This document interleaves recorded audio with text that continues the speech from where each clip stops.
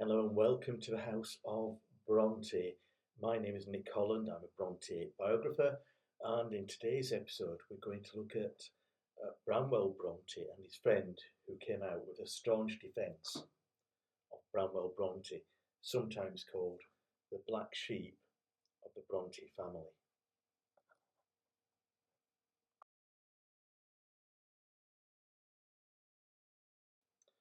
Branwell Bronte was the fourth of six Bronte siblings to be born to Patrick and Maria Bronte. Now, I came after Maria Bronte the younger, Elizabeth Bronte, and Charlotte Bronte. Was very close in age to Charlotte, and they were very close in their childhood. Really, it was Charlotte and Branwell together who started the Bronte writing phenomenon when they were children. They wrote tiny little books for their toy soldiers, and later on, Emily and Anne Bronte got involved as well. That started really the whole mania for writing in that wonderful Bronte family. So at the start of the story, Branwell Bronte is definitely a hero, and there was a lot of pressure on him. He was the only boy in six children, and in the early and mid 19th century, that means he would have been expected to become the breadwinner. He would have been expected to get a good job with a good wage, not only to look after himself, but to look after his sisters until they got married. So it's a big responsibility on him, and it was a responsibility that proved too much. He was the hope of the family, the great hope. Some people say he became the black sheep of the family. Certainly, he became a very troubled man. He became addicted in later years to alcohol, to opium, to laudanum, a mixture of opium and alcohol. And his life spiraled rapidly out of control, to the extent that Patrick Bronte in later years had to have Branwell Bronte's son, adult son, sharing a bedroom with him so he could keep an eye on him. And once Branwell shouted, maybe more than once, but certainly he shouted, in the morning, one of us, i.e. him or Patrick, will be dead. So he could have real drunken rages. And it was in this atmosphere, this often very febrile, very aggressive atmosphere, I think it must have been, when Branwell was drunk or on drugs. It was in this loud, oppressive atmosphere in Haworth Parsonage that somehow Charlotte, Emily, and Anne wrote their amazing poetry and novels, which makes them even more remarkable, I think. But Branwell Bronte was a troubled man at times, but when he was young, he certainly loved his sisters very much, and he was a very creative man. He loved literature. It seemed a lot of people have said to me that maybe Branwell Bronte was bipolar, and it's hard to put certain labels on people with certainty from a different era when there wasn't medical terminology or knowledge to diagnose them as we would today.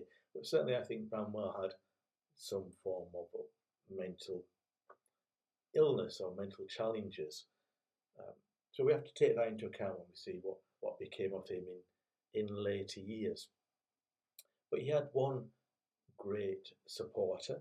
He had great supporters in his family. Emily especially was close to him. But he had one great supporter from outside his family, a man called Francis Grundy, who had a very interesting life himself. And he met Branwell Bronte when Branwell worked on railways in Halifax and at Sowerby Bridge. Francis Grundy, later on in his life, wrote his own memoirs. It was called Pictures of the Past, Memories of Men I Have Met and Places I Have Seen. And he detailed his meetings and encounters with lots of people who were relatively famous at the time. But the most interesting chapter to us is definitely the chapter where he deals with Branwell Bronte, who he became very close to. And he's a very staunch defender of Branwell. We get a very different picture. It's a staunch defence of Branwell Bronte as an adult. So I'm going to read some extracts. I'll be looking down because I've got the book, a PDF of book, on a laptop, which is just below where you can see on the camera here. So that's why if you see me looking down and reading, that's what I'm reading from. So here we are, pictures of the past. And it's a fascinating book, but we'll start with him meeting Branwell. So Francis Grundy wrote, "Soon after I came to Halifax, I made the acquaintance of a genius of the highest order, Patrick Branwell Bronte, who was at least as talented as any member of that wonderful family. Much my senior in years, Branwell took an unusual fancy to me, and I continued perhaps his most confidential friend through good and ill until his death. Poor, brilliant, gay, moody, moping, wildly excitable, miserable Bronte. No history records your many struggles after the good, your wit, brilliance, attractiveness, eagerness for excitement, all the qualities which made you such good company and dragged you down to an untimely grave. But you have had a most unnecessary scandal heaped upon you by the author of your sister's biography, which that scandal does its best to spoil." And there Grundy's referring to Elizabeth Gaskell's life of Charlotte Bronte, where she gave an unflinching account really of Branwell's addiction, Branwell's struggles, particularly after his potential affair with Lydia Robinson, who's a mistress of Thorpe Green Hall, where he worked with Anne Bronte. And we'll do an episode, do some more videos about Branwell, definitely, and we'll do episodes about Thorpe Green, because it was really instrumental in the Bronte story, in Branwell and Anne Bronte's story particularly. But so already Grundy's saying, don't listen to Elizabeth Gaskell, don't listen to the bad things you've heard. There was a lot more to Branwell. So he goes on. Branwell, this generous gentleman in all his ideas, this madman in many of his acts, died at 28.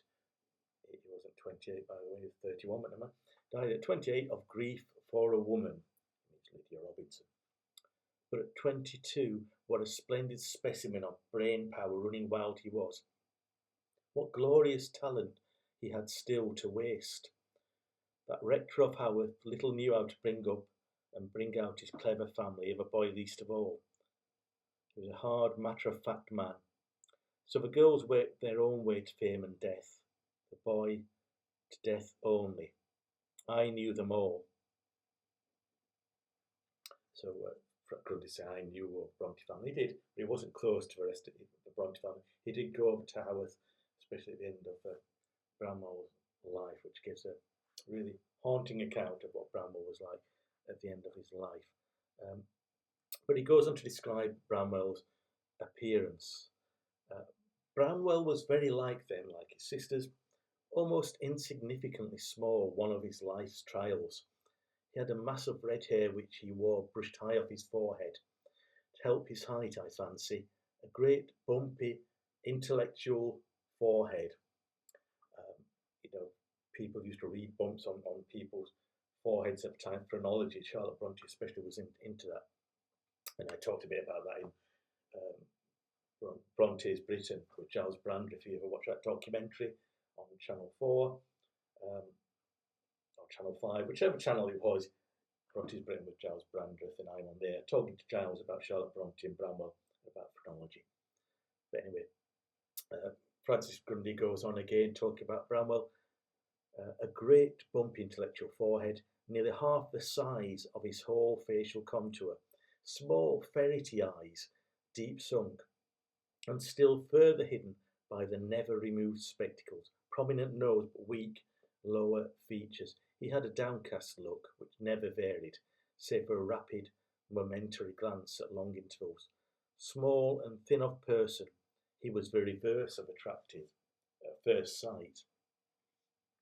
This plain specimen of humanity who died unhonoured might have made the world of literature and art ring with the name of which he was so proud.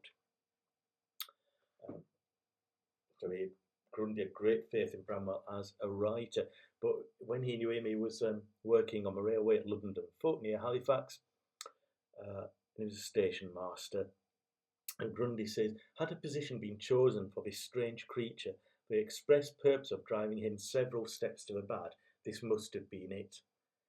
Alone in the wilds of Yorkshire with few books, little to do, no prospects, and wretched pay, with no society congenial to his better tastes, but plenty of wild, rollicking, hard-headed, half-educated manufacturers who would welcome him to their houses and drink with him as often as he chose to come.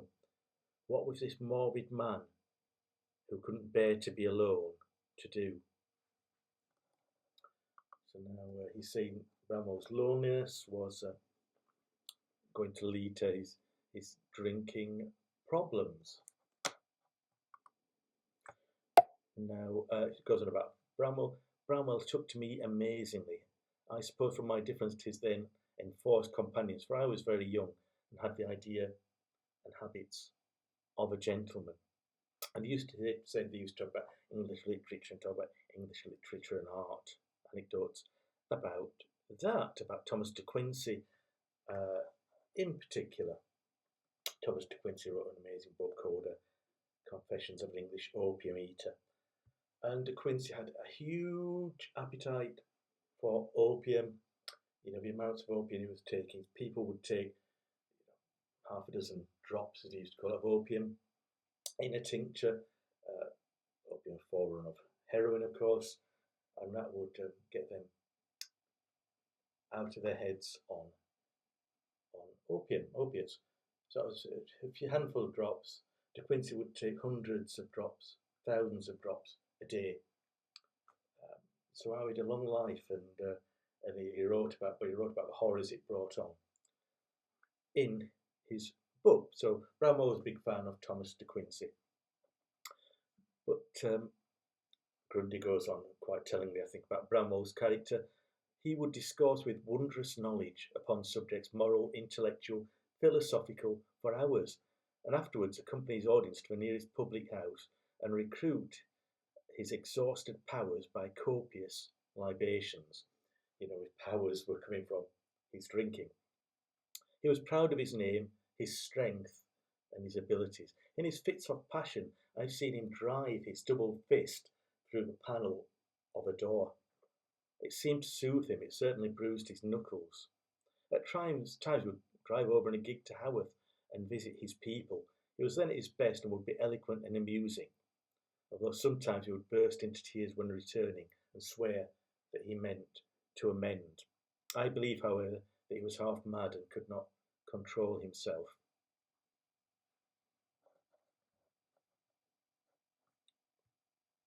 So again, Grundy's, it's a defence of Branwell, but he's still saying obviously he had his faults, he had his problems, half mad in Grundy's words. Grundy then goes on to say that, in his opinion, Branwell Bronte was the author of Wuthering Heights, not Emily Bronte, and I don't think many people believe that today. I certainly don't believe it at all. But Grundy was a staunch believer, and that shows what faith he had in the writing ability of Branwell Bronte. He also talks about how he used to go and visit an old fortune teller who was 95 years of age in Haworth. It's a fascinating story. Of course, a fortune teller turns up in Charlotte Bronte's Jane Eyre. I'll do an episode about the fortune teller of Haworth because I've looked into that, and that's a really interesting story as well. But in Grundy's own words now, to return to Bronte. Branwell. To return to Bronte, after a long time something went wrong. How could it be otherwise? It was never a special forte of a genius to manage sixpences. He left the railway. But Branwell Bronte was overseeing a man who had stolen from a railway, and Branwell, he was at the pub instead of looking after this man, looking after the station. He was sacked too. So then, after this, Grundy goes on to look at Elizabeth Gaskell's portrait of Branwell and some of the letters that Branwell had sent, and starts to defend Branwell quite vehemently. Now, here we are, the last visit, which is very, very sad, really. Branwell had arranged to visit Francis Grundy. He didn't visit him. He was too ill, really. So Grundy went to Haworth to see him. This is 1848, a pivotal year in the Bronte story when Branwell and Emily are going to die. But Grundy goes to Haworth, sees Patrick Bronte, who tells him that Branwell is in the Black Bull pub. So here we go. Presently the door of the Black Bull pub opened cautiously, and a head appeared.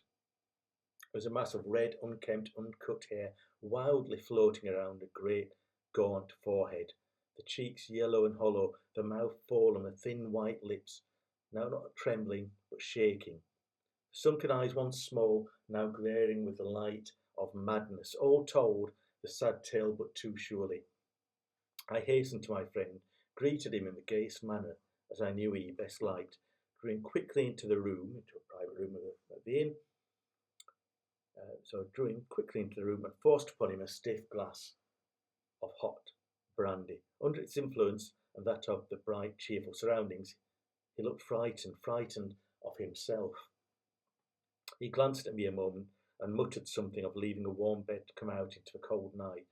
Another glass of brandy and returning warmth gradually brought him back to something like the Bronte of old. He even ate some dinner, a thing which he said he had not done for long, so our last interview was pleasant, though grave. I never knew his intellect clearer. He described himself as waiting anxiously for death, indeed longing for it, and happy in these his sane moments to think that it was so near. He once again declared that death would be due to a story I knew, and to nothing else, by which he means to the story of Lydia Robinson. That's what his death would come from. Grundy continues, when at last I felt compelled to leave, he quietly drew from his coat sleeve a carving knife, placed it on the table, and holding me by both hands, said that, having given up all thoughts of ever seeing me again, he imagined when my message came, but it was a call from Satan. Dressing himself, he took the knife, which he long had secreted, and came to the inn, with a full determination to rush into the room and stab the occupant. In the excited state of his mind, he did not recognise me when he opened the door, but my voice and manner conquered him and brought him home to himself, as he expressed it. I left him standing, bareheaded in the road, with bowed form and dropping tears. A few days afterwards, he died. So that's a tragic story of Branwell Bronte, a complete wreck, really, shaking lips, sunken eyes, bowed, stooping, crying. He thought a friend who had come to visit him was the devil. He brought a knife to stab him. Things have gone badly wrong for Branwell, but still, Francis is going to make a stout defence of Branwell Bronte. And he goes, poor fellow. This short story by a weak hand is all the biography his memory will know. Little did Francis Grundy know there'd be lots of biographies. His age was 28. I have always been of opinion that it remained for me to clear his name from the weight of accusations heaped upon it. I knew him, and indeed I believe all the family better than Mrs. Gaskell did. He was a dear old friend who from the rich storehouse of his knowledge taught me much. I made my humble effort to do my duty to his memory. His letters to me revealed more of his soul's struggles than probably was known to any other. Patrick Branwell Bronte was no domestic demon. He was just a man moving in a mist who lost his way. More sinned against, mayhap, than sinning, more sinned against, mayhap, than sinning. At least he proved the reality of his sorrows. They killed him. That was Grundy's defence of Branwell Bronte. I think it's a beautiful line for a man that we can think of as a domestic demon. He says he was no domestic demon, just a man moving in a mist who lost his way, got lost in his addictions and his mental problems.